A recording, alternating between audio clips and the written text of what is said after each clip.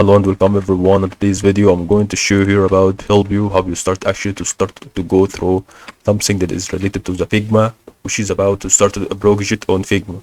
So first of all, what you're gonna do is about follow this video through that. So first of all, what you're gonna do is about follow this video. This is gonna be actually one of things that it should be really satisfied with making this things more important than what is going to be about that and or more than its usual.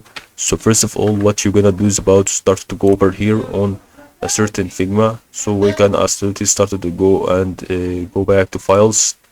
For example, you can start to go and click here on all projects. Now start to click on the new project. As you can see, you can click on plus project and then you have the starter project. So that is actually how you see when you ever want to make a project, and then you can start to go to click a team project or a plus project here.